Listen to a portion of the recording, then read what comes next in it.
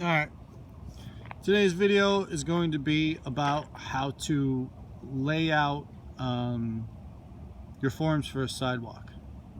Okay, so as you can see, a lot of you guys are probably familiar with this one right here. It's a project that we kind of started. So the first thing that you need to determine is where your sidewalk is going to go. Alright, so for this one, we simply wanted a path from the stairs over there over to our slab for our house over here. And then we need to determine how wide we want it to be. So you got to put in some different factors and stuff like that, like how much foot traffic is going to get on this, what is the slab intended for, is it intended for vehicles, is it intended for, like I said, foot traffic or something like that, because that will also help out with the thickness that you want for your slab. So if you are just getting some foot traffic on it, just meaning the weight of people, 4 inches is plenty. So as you can see from this, we got a 2x6 in here, which is a little bit overkill, but we'll get to in a minute on what we'll do to fix that. So once you get your two sides determined, what you're going to have to do is you're going to have to pound in some stakes, because you're going to need a string line. Okay, and the string line is this guy right here.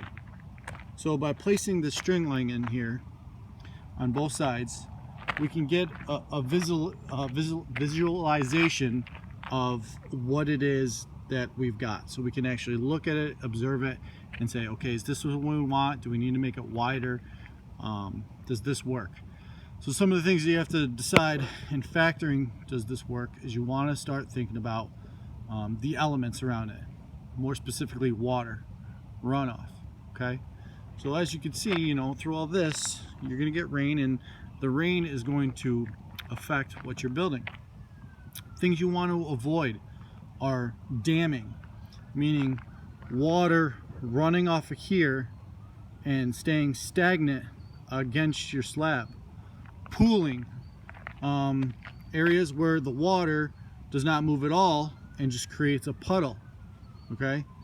You have to be cautious of that. So you either need to sometimes take a level and hold it against your forms to find out which direction your forms are running in. Now for this particular one, all of this is sloped going that way on both sides. Now for me, preferably, I would think that you'd want a little bit of pitch coming this way. So meaning this form is going to be probably a half a bubble off of this form. So what you do is you just take a level right here, place it on the form,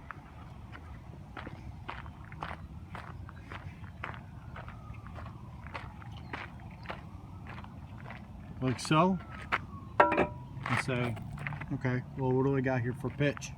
Does this work? Do I have water runoff? All right.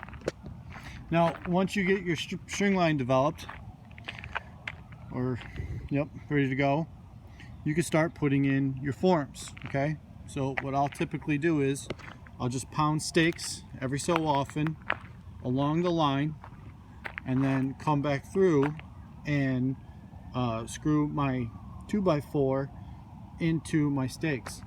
Something that's very important to note is that you never ever want to screw anything or nail anything on the inside. You need to say to yourself, where is this concrete going to go? It's going to go here. After the concrete is in there, can I remove what's in there? That's something you always got to be thinking about. So obviously your screws want to come in this way, so that when this is done, you can remove your screws. Now once you get all your forms in there ready to go, so as you can see, we got this side. Here's a little technique for when your material isn't long enough, simply by sandwiching them together. Okay, and again, all the screws are on the outside so that we can remove them after. You're gonna have to plate tamp it. So you do not want the earth to be soft below. This was plate tamped prior to everybody leaving, and this is almost gonna be driven on right now. That's how well compact and put down this soil is right now. This is excellent base. It does not move at all. And one of the ways that you can do that is simply by taking the plate tamp and running it back and forth. That will compact all your material. Now, like I said before, these are 2x6s and we only need 4 inches of concrete. Okay, so what we're going to do before we pour is we're going to take all that over there, and that's what's known as number 2 stone. They're just small rocks, and we're going to place them inside this form, about 1.5 inches worth of rock. Okay, and that will give us now the 4 inches that we need, because rock is cheap and concrete is expensive, so we want to you know, have more rock than concrete. We'll also place some rock on the outside of this form right here, going against it to help push against the concrete coming this way. All right, I would say, you know, it's amazing how everybody thinks about the concrete going in, which is about, I would say, 25% of the time relative to the setup. The setup is everything. Okay, so and that's how you build your forms for concrete.